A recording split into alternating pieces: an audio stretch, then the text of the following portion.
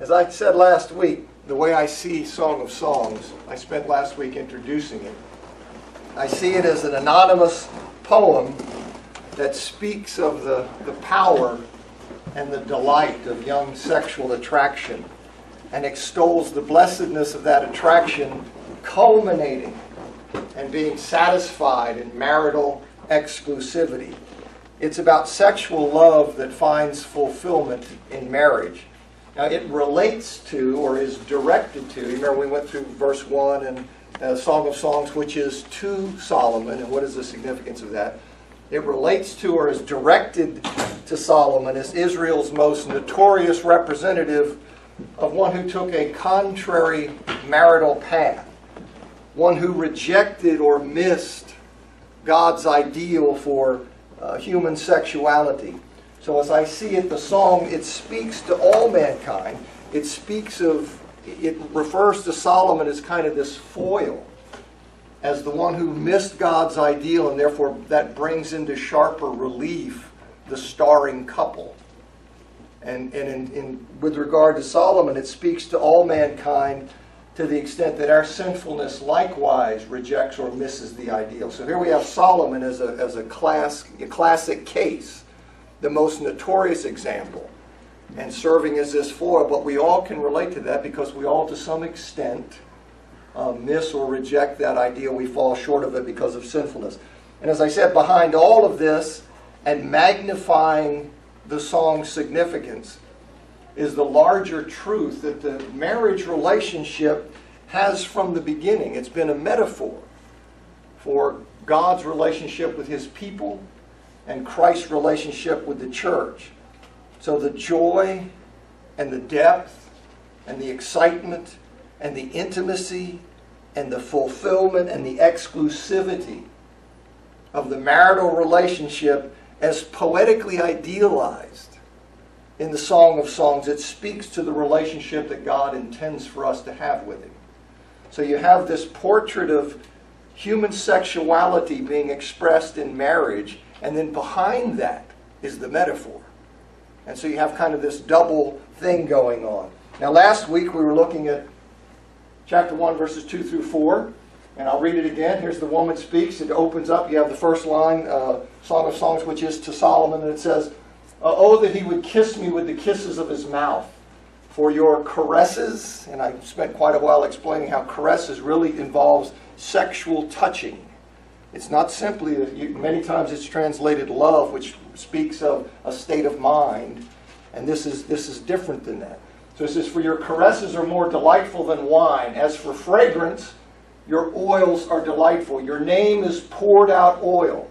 No wonder the eligible young women love you. Take me away with you. Let us hurry. May the king bring me into his bedroom chambers. And then the daughters of Jerusalem, we will exult and rejoice in you. We will praise your caresses more than wine. And the woman, rightly do they love you." Now last week we were looking at that, and you see that this poem, it opens kind of explosively with this vivid picture of the depth and the power of sexual love. The young woman is filled with sexual desire. She's longing for these deep, passionate kisses from her man, the person she loves, and for the sensual delight that she anticipates their lovemaking will be. Now the fact his name is poured out oil, I mentioned last week, this is an indication that he's a man of substance and character.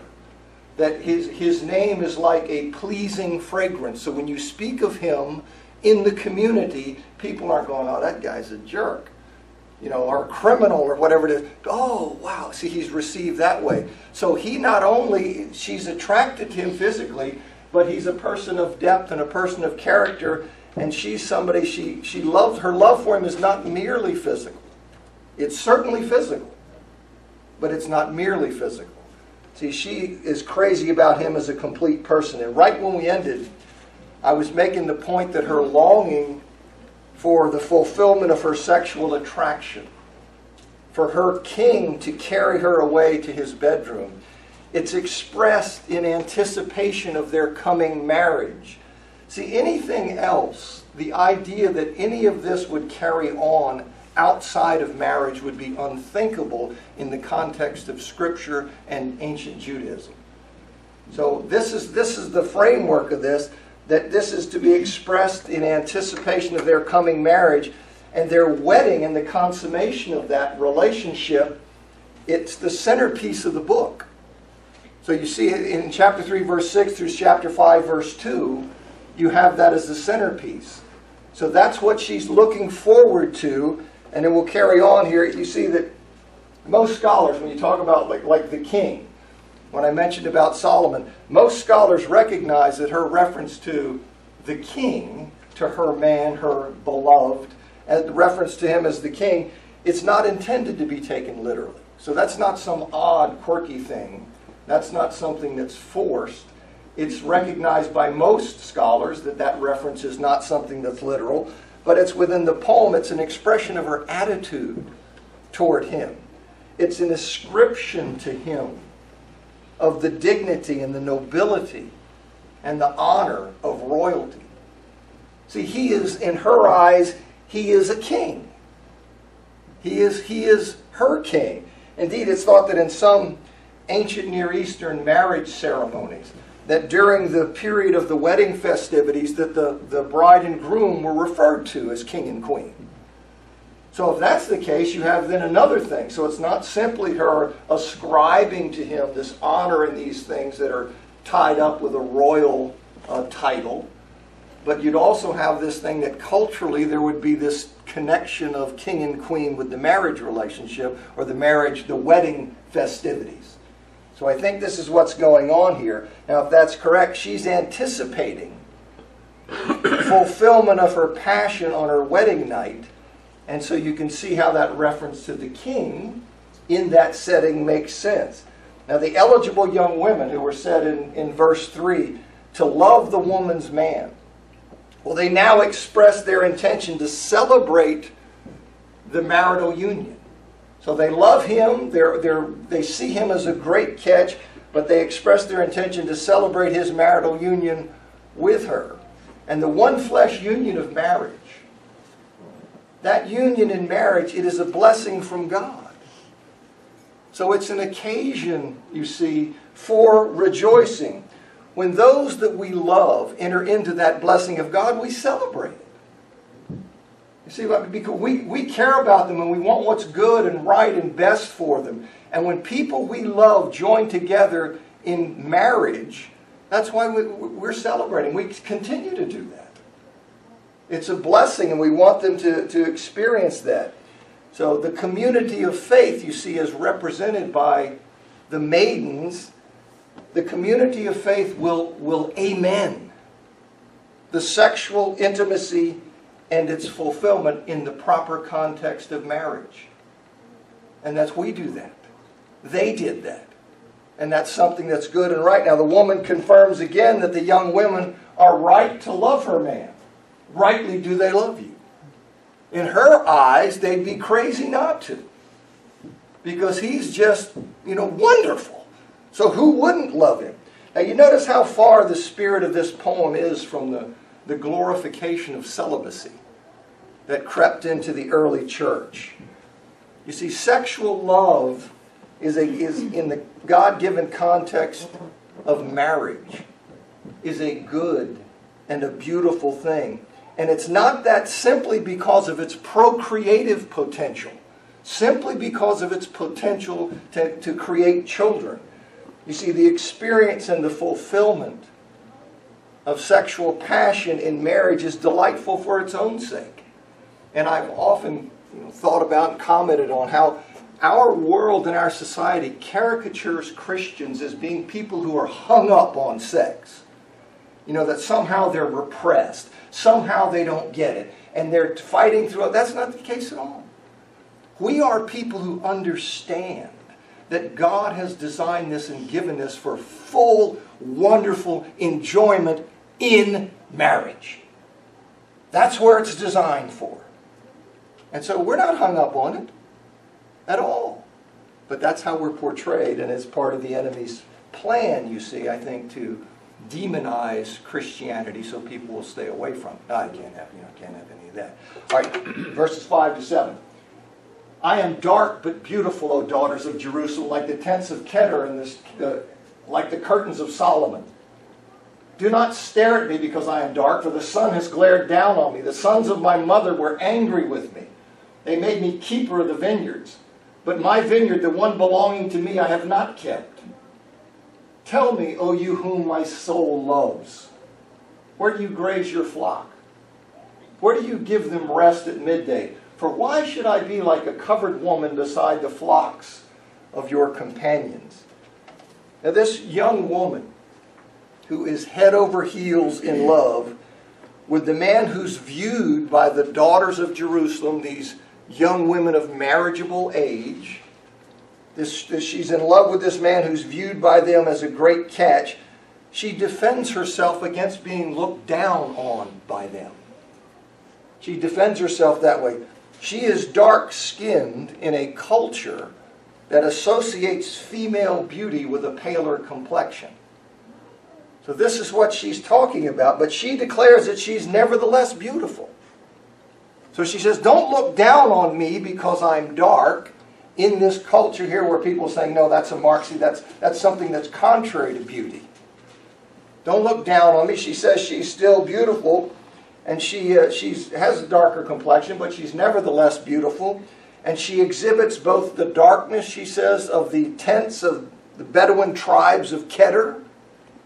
These are known for these dark tents. And she exhibits that, but she also exhibits the beauty of tent curtains associated with Solomon. Not really sure what tent curtains this is. They presumably adorned his palace, or they were part of the tent in which he dwelled when he was on military campaigns, or they were part of some well-known structure that he had built that we no longer know what it was. But obviously the poet, understanding, is communicating here something. When she's saying that, look, she's dark, but she's nevertheless beautiful. And so she's trying to defend herself against being looked down on by these daughters of Jerusalem, these young maidens who see her man as a tremendous catch. And in verse 6, she tells the daughters of Jerusalem not to gawk at her because she's dark. She got that way, she says, because her hostile brothers, her angry brothers, whom she refers to merely as sons of her mother, they forced her to be a caretaker of the vineyard. So these guys, bigger, stronger, in a stronger social position, they forced her to go out and work in the vineyards. And so she says, don't gawk at me because I'm dark. That required her to work in the glaring sun, which resulted in a dark tan. So when she says here, in keeping their vineyards and doing this work they were making me do, she did not keep her own. She means she didn't protect her own body from the darkening effect of the sun. So she wants them to understand, listen, I'm dark, I'm beautiful, I'm dark because my angry brothers made me go out there and work in the sun, and I didn't protect myself from the effects of the sun, so I'm dark. So this is what she's saying to them. In verse 7, the young woman, then she turns her attention to the young man, the one her soul loves, asking where he'll be grazing his flock. See, especially at midday, when it's time for the sheep to rest. She wants to know, where will you be at that time? She wants directions to his location so they can rendezvous there and spend quality time together when the sheep are resting and won't demand so much attention from him as a shepherd. She wants the time of day when they're going to be resting so you and I can have some time together.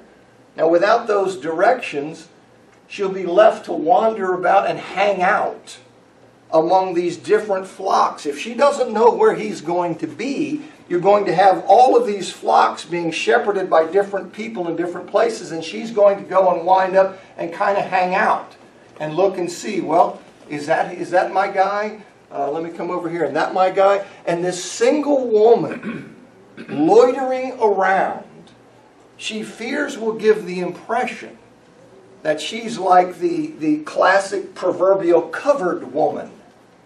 And I think this is a reference to Tamar in Genesis chapter 38, verses 12 to 19, who posed as a prostitute, you'll recall. Posed as a prostitute by sitting at as an unaccompanied woman at the entrance to Enaim. So I think she's concerned that if I just go out there with no more specific directions, then I'm going to be left to just kind of be hanging around. And as a woman who's unaccompanied, I'm going to look like somebody who's unsavory, a prostitute. She's concerned about that. And you can understand that. So the man then comes back and he says, now we have the man speak. He says, if you do not know, O most beautiful of women, follow the tracks of the flock and graze your young goats beside the shepherd's tents. I liken you, my darling, to a mare among the chariots of Pharaoh. Your cheeks are beautiful with ornaments, your neck with strings of jewels. We will make ornaments of gold for you with studs of silver. So the man now, he speaks for the first time in the poem. This is his first words, and he describes his love as the most beautiful of women. So he puts to rest any insecurity that she may have about her beauty in his eyes. She defended herself to the daughters of Jerusalem. Says, you don't look down on me. I'm beautiful. Yes, I'm dark, but I'm beautiful. But you can see this insecurity. Does he think so? Does he see me that way? And you see him putting that to rest when he refers to her here as most beautiful of women. And he tells her to follow the tracks of the flock. So I'm assuming, I'm not a shepherd, but I'm assuming you could find tracks where you would see, where are the shepherds' tents? Where are all the people with flocks gathered as kind of a base from which they have tents there, and then they go out to different areas. So follow the tracks out there, and you'll get out into the general direction. And he tells her to bring young goats to graze next to the shepherds' tents, which is their temporary base of operations. And I think, having the young goats to graze, that will alleviate her concern about the perception of an unaccompanied woman loitering about for no apparent reason. You see, if you've got these little goats with you, okay, well, you're out there, and what are you doing? Well, you're out there grazing. You see, so you will get rid of that potential stigma that you're out there as an unaccompanied woman looking for something from the men. Now presumably he's going to make arrangements so he can meet her at that location when she arrives. So he tells her, follow the tracks out there, bring some little goats, be out there among the shepherd tents, this temporary tent city where it's our main operating base, and they will get together. And they'll be able to see each other out there. Then he likens her to a mare among the chariots of Pharaoh because of the beautiful ornamentation of her cheeks and her neck. See, royal horses in that time, royal horses, they were often highly decorated. And so she, in his eyes, she's splendidly accessorized. You see, she's, in other words, it's not overdone. It's not something that looks trashy or stupid. But it's something, you see, that magnifies her dignity and her natural attractiveness. She's got this, necklace, and she's just, whoa. You see, so she's like that, and that's what comes down. You'll see throughout this, and you know this from reading the book, the images that they use aren't the images we would use. So you have to put yourself in the culture, not say, oh, that's stupid. No, put yourself back there and see he's trying to compliment her. And that's how it would be received. And so this is the idea that she's just splendidly accessorized. And in verse 11, he pledges that together they, as a married couple, will make for her ornaments of gold studded with silver. You see what he says here? We will make ornaments of gold for you. That's singular, feminine, that's her. And see, so what I see here is he's saying to her, we as a couple, when we are married, that we together will make ornaments of gold for you studded with silver. And I think it's an expression that she will continue to be exalted by him after their marriage. That she will continue to be esteemed in his eyes as one worthy of such extravagant provision. Now, don't you wish that all men kept that?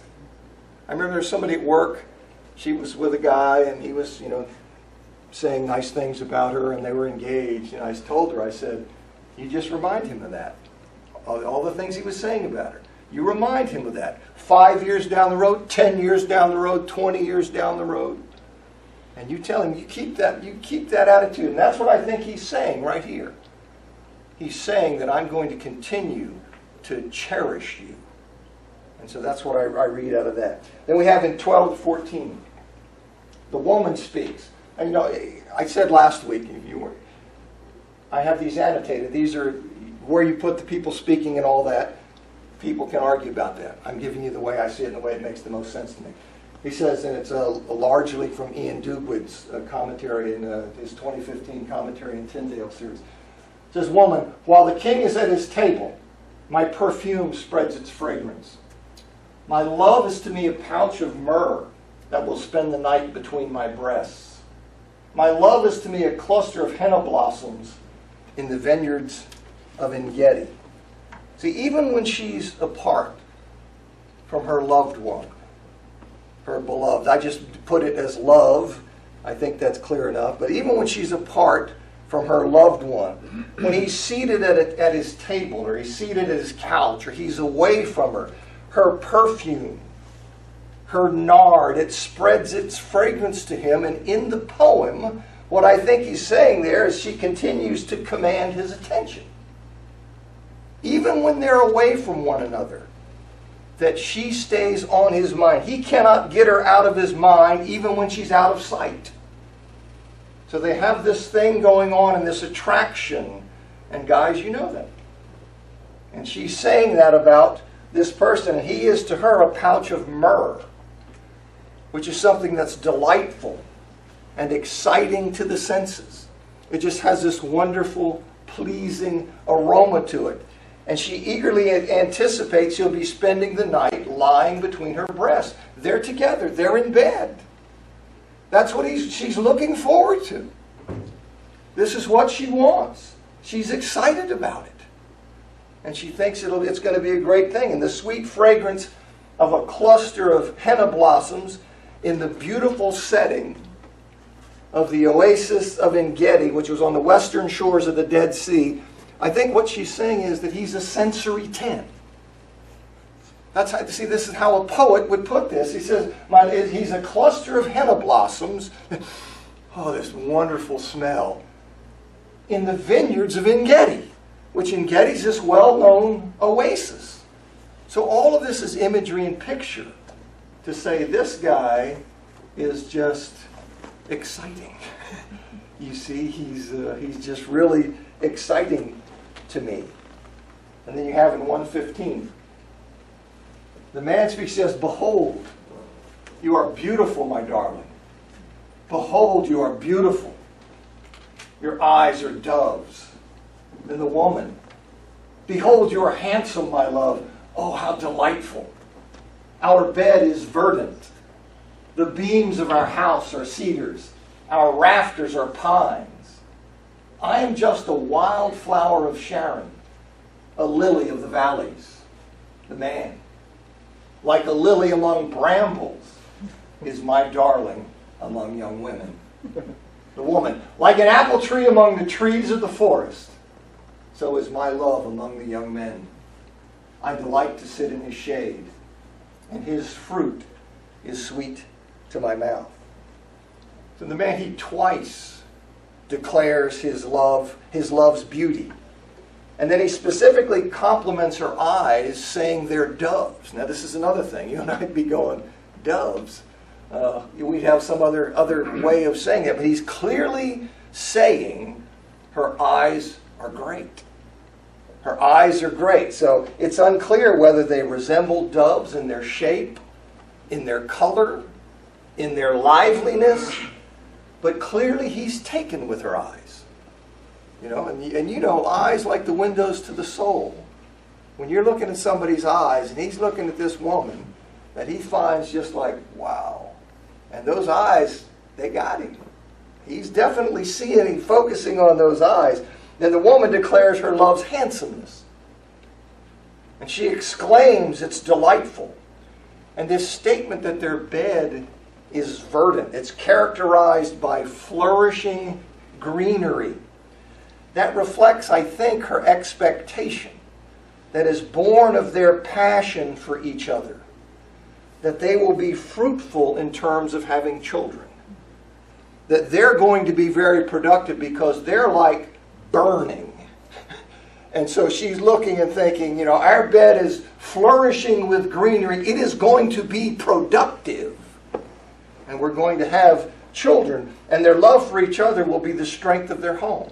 This bond and this attraction that they have for one another, which isn't only about sexual attraction, but this bond that they have toward one another, that's going to be the strength of their home. The beams of cedar and the rafters of pine that will provide the stability and the permanence in which to raise a family. So this is what I think you're seeing now. Now in chapter 2, verse 1, she modestly resists his exclamation of her beauty, asserting that she's just an ordinary flower. She's just an ordinary flower like a desert crocus or a common lily. And the translation of that first term as rose, which you see in a number of translations, is almost certainly wrong. Here's what the New English translation, that's where, of course, we get Jesus' Rose of Sharon. But you get here, the New English translation says in a note, early English translators knew that it referred to some kind of flower, but were unsure exactly which type.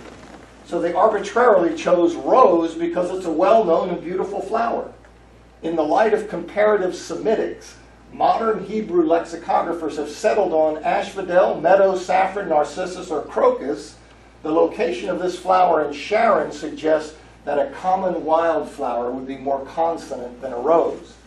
The term appears elsewhere only in Isaiah 35:1, where it refers to some kind of desert flower, erroneously translated rose, KJV and New Jerusalem, but probably crocus in those translations. So I think that's something significant. What the woman is saying, you see, she's downplaying this kind of self-deprecating thing. I'm just like a common flower. I'm just like this desert thing, lily, something that's just nothing special about me. And I think she's saying that just in this kind of humility and self-deprecation. And in chapter 2, verse 2, though, the man, he picks up on her self-deprecating reference as a common lily, and he turns it into a compliment. He turns it into a compliment of her distinctive beauty. He said, look, if you're a common lily, then she's like a single lily in the middle of thorn bushes. All right, so she's saying this, and he says, okay, but if I put you in this context, you're still standing out. And so I think that's what he's doing. See, in his eyes, her beauty surpasses that of all others. He's just smitten with her. He sees her and says, man. And you know that sense of attraction. And in verse 3, chapter 2, verse 3, she reciprocates, saying that her love is an apple tree among the trees of the forest, meaning that he stands out in a positive way in comparison to all the other young men. Okay, so he's somebody who's just better, looks better. She likes him more, stands out. It's the same kind of thing that he has just said to her, and she delights to come under his shade, to come under the protection that he affords, and declares that what she receives from him, his fruit, is pleasing to her.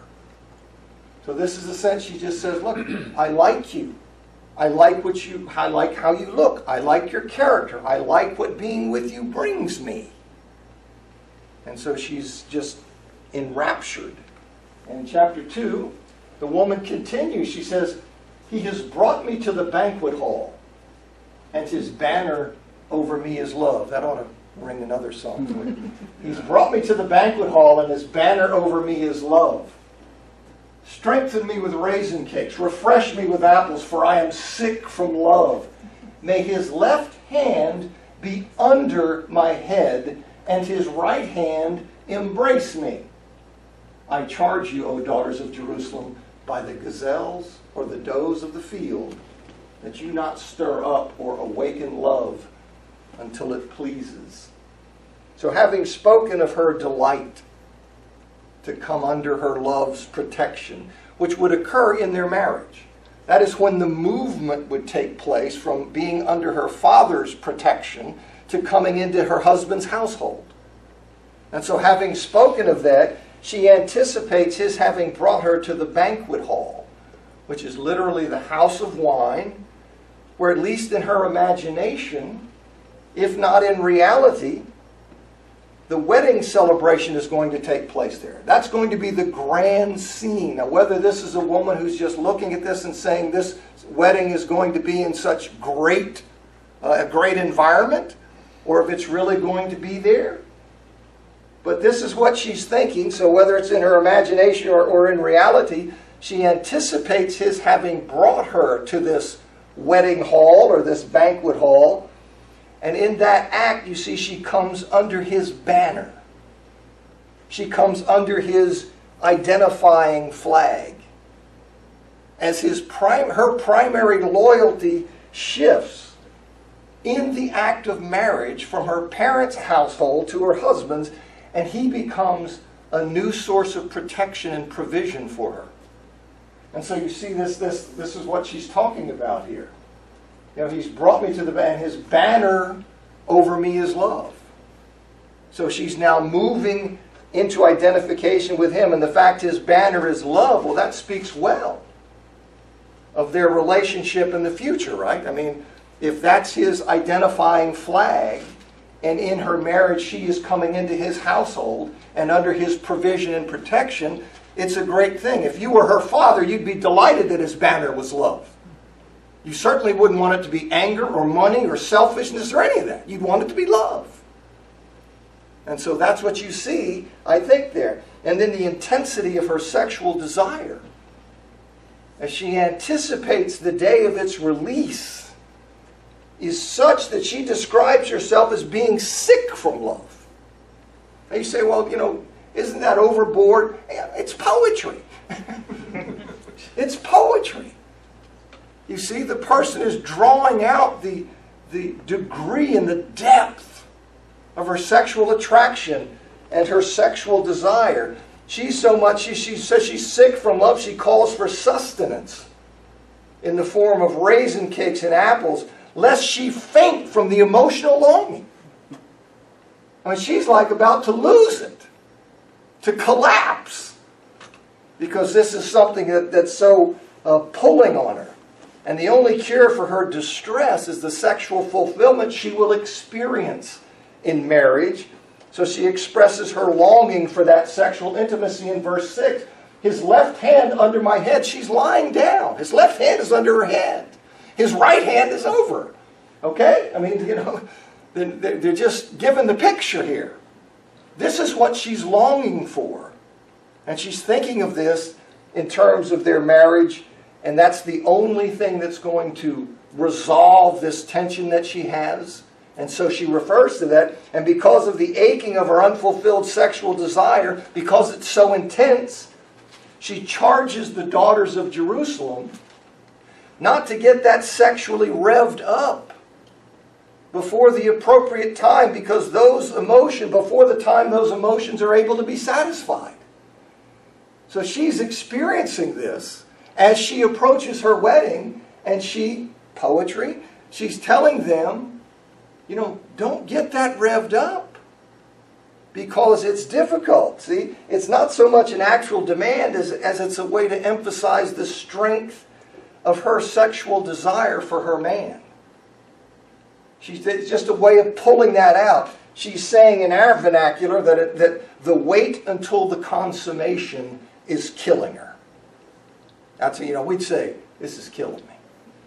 That's what's being said as I read it in poetry as they approach this time. See, so much so that she wants to spare others that. And again, it's a way of emphasizing the depth and the power of the sexual attraction that she's experiencing.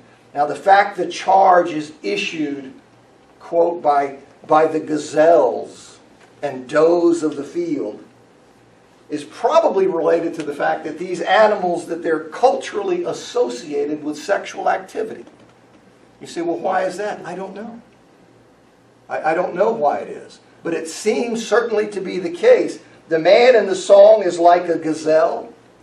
In chapter 2, verse 9, verse 17, chapter 8, verse 14, the woman's breasts are like the twins of a gazelle. We wouldn't say that. But there's something culturally that connects these animals with sexual activity, and this association of gazelles and deer with sexuality. It's documented in the broader ancient Near Eastern culture. So it's not simply Israel. This is a broader phenomenon. And so I think when she sits here and says that, by charging by the gazelles or the does of the field, that they would hear that. You and I scratch our heads going, does, gazelles? But that, I think it's tied to that idea, tied into the sense of that they're linked with sexual activity. Now here I think, here's the before the wedding, where you have this, I think, to me, this great picture of the anxiety in these things, or the tension. She says in 2:8, woman continues, listen, my love is approaching. Look, here he comes, leaping over the mountains, bounding over the hills. My love is like a gazelle or a young stag. Look, there he stands behind our wall, gazing through the windows, peering through the lattice. My love speaks and says to me, and the man speaks, arise, my darling, my beautiful one, and come away. For behold, the winter is past.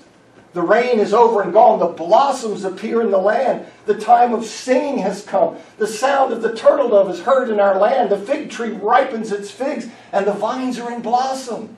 They give forth their fragrance. Arise, my darling, my beautiful one, and come away. Oh, my dove, in the clefts of the rock, in the crannies of the cliff, let me see your appearance. Let me hear your voice, for your voice is sweet, and your appearance is lovely. The woman, catch for us the foxes, the little foxes that ruin the vineyards, for our vineyards are in bloom. My love is mine, and I am his. He grazes among the lilies. Before the day breeze and the shadows flee, turn around, my love, like a gazelle or young stag on the mountains of Bether. Now, this is a lot of stuff, but I think it's neat. See, having emphasized the distress of the woman's sexual longing as she waits for their marriage, the poet then represents the man's similar longing. So he's emphasized the woman's distress and her longing. Well, now here's the man. He bounds over mountains and hills. Over mountains and hills like a gazelle or young stag to get to his love. Okay, well, he's pretty, yes, he's into you. How we would put it. And she's naturally, she's very attuned to and excited by his coming. And the setting is around daybreak. And her love stands outside their family dwelling. She's just getting a glimpse of his darling through the lattice windows. He wants to get a clear shot at her. He wants to look at her. And he's there and he's just kind of peering. And he just has to get glimpses as he can. And he expresses his desire for her, for his darling, his beautiful one, by appealing to her to come away with him. See, he's expressing his zeal for her, his attraction, how much he's into her, by asking her to come away with him. It's springtime. So the land is full of pleasing and sensual sights, aromas, sounds. It's a picture-perfect time for them to steal away and to enjoy each other's presence. Just this beautiful springtime setting with the fragrances out and the turtle doves. Beautiful. Let's get away so I can just look at you. I can talk to you. This is what he wants to do. She is to him like a dove among the cliffs. And that she's beautiful, but he gets only what seemed to him to be glimpses of her. He's pulling his hair out. He says he wants to get a more sustained look at her and spend time with her. He wants her sustained presence. for he can hear her sweet voice for a prolonged time, and he can gaze on her beauty. See, he's as hot for her as she is for him. See, which is why the kind of isolated and prolonged visit that he envisions in a sensual atmosphere, no less, would be morally dangerous. The two of them are really hot for each other. And he's now summoning her to come away alone in this very sensuous environment. That's like warning, Will Robinson. That's like, that's a danger when that's being proposed. It could easily become something. See, they could fall, is the idea. They easily could be overcome in that kind of setting by the power of sexual temptation. How many people have put themselves in positions, when Paul tells Timothy to flee the evil desires of youth, part of that's wrapped up in that idea of being wise about the circumstances, situations you put yourself in. How many people have put themselves in there and then wondered, you'd have to be a spiritual giant. You get in some positions, you're just going to be going, look, man, you're a flawed, broken person. So you got to have some wisdom here. And he is so taken with her, he's inviting her to this thing, and all he sees is, I want to hear her voice. I want to be alone with her. I want to just look at her. I don't want to be satisfied with these glimpses in this passing stuff. I just want more time with her. Where I see her clearly. So despite her intense sexual desire, there's no doubt about that. That's been portrayed in the poem. Her intense sexual desire, despite that, the woman calls for the catching of little foxes, which would endanger their blooming vineyards, meaning cause them to misuse their sexually mature bodies. You see, these foxes would go and damage things. So she calls for them, we have to capture these things before they do their damage. And so here we are, you see, that we have these blooming vineyards. We are now old enough, mature enough. We're about ready to get married. We have sexually mature bodies, and she's calling for him to catch those little foxes that would endanger what they have going. In other words, as much as part of her longs to give herself to him sexually, as much as that's true, she not only knows it would be wrong and damaging to do that before the right time, before marriage, but she also recognizes the temptation the man's proposal would put them under. She knows it wouldn't be right to be engaging in this before we're married. But what I see and I understand you're wanting to get together, but you are about to invite us into a morally dangerous situation. So this is a little fox that must be caught, because this little fox will damage what is valuable. And so I think that's what she's trying to say there. That little fox has to be caught before it can do its damage. And in verse 16, she affirms their mutual love and their devotion for each other. So she affirms that. You see, that's not the basis of her refusal. It's not that she's not into it. It's not that I don't find you attractive and appealing. Not at all. That's not the case. You see, no, the statement, so you have that, and I just wonder about, there are times, I think, when young women are made to feel that way, made to be put in a situation where my saying no, not yet, is somehow going to cost me in our relationship. And here's a young woman who sees this, I think, and says, no, that's not right, and that's morally dangerous, and so no. We have to stop that. Now that statement, he grazes among the lilies. That may be a way of saying that his attention is focused on her. You see, like she's a patch of lilies. When you have something grazing and there's a patch here and it's focused on her. That may be the import of that. I'm not sure. It may be that. It could also be a reference to his having kissed her in the past. and his enjoyment of it. Now, why do I think that? Because lilies represent his lips in chapter 5, verse 13. So maybe that's the thing there, that he grazes among the lilies. Maybe he has kissed her before, that would also emphasize his interest and his focus on her. And it's even possible that the phrase should be translated, he grazes his flock among the lilies. Now, if you take it that way, then that's just another further identification of him as a shepherd. He's already been identified that way. So maybe that's it. But in verse 17, the woman turns her love away. She turns him away because the time is not yet right. So she maintains the imagery you see of a gazelle or stag, but she urges him to go back quickly to the mountains. He comes bounding over the mountains.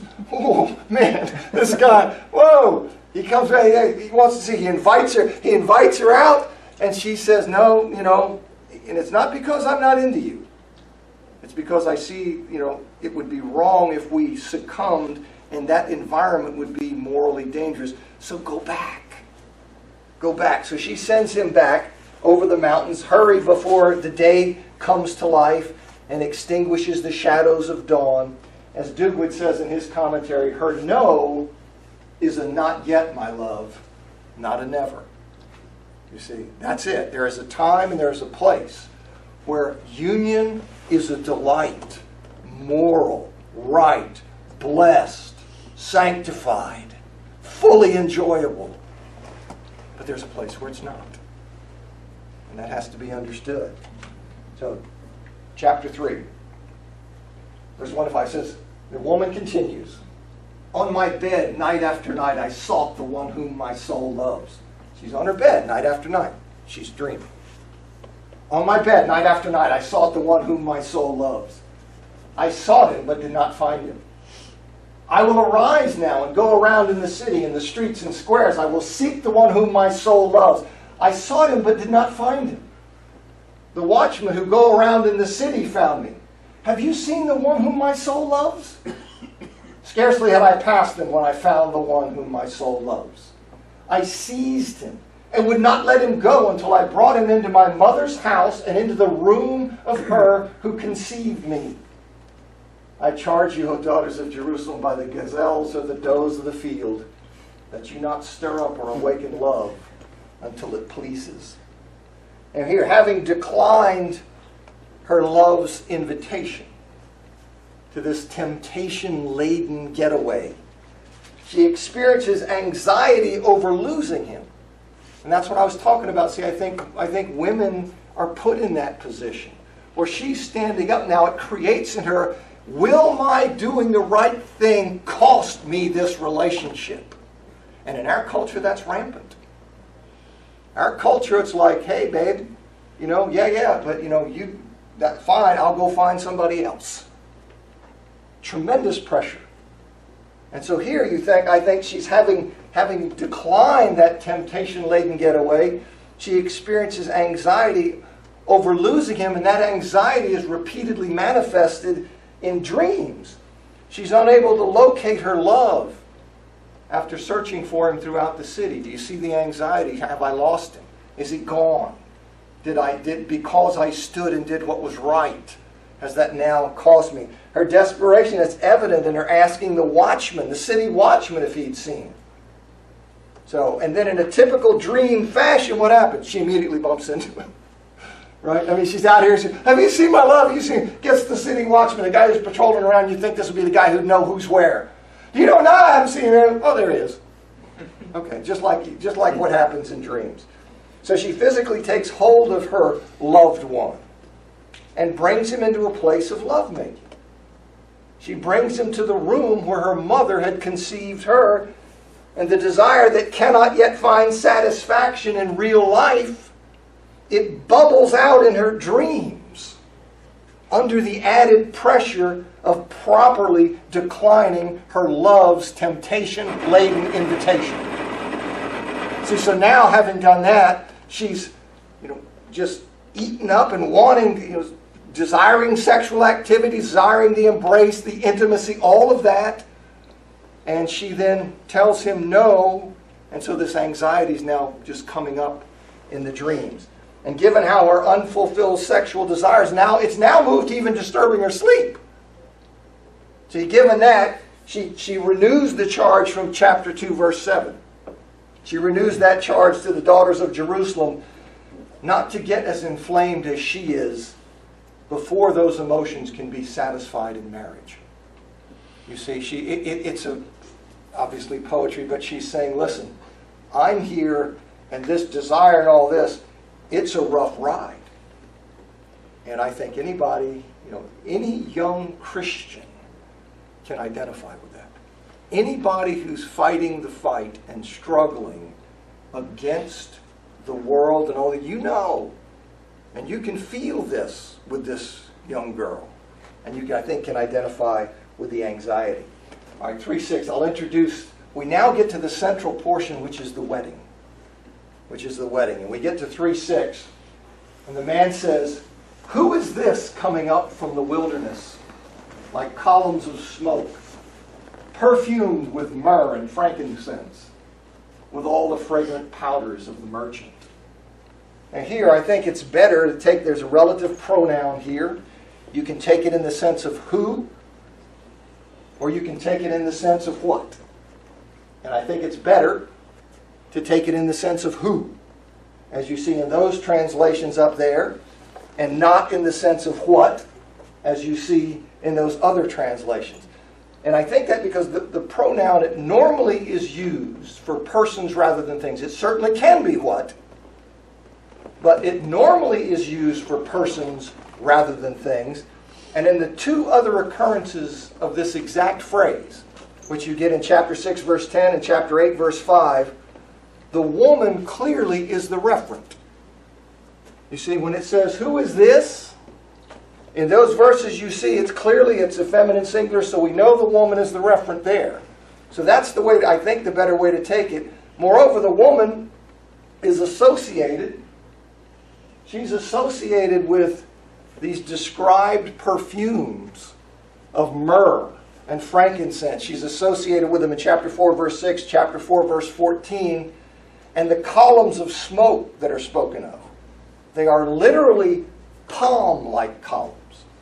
It's not simply a word of, they are palm-shaped, palm-like columns, which ties to the woman's poetic description in chapter 7, verse 7 and chapter 7, verse 8, where she is described as a palm tree.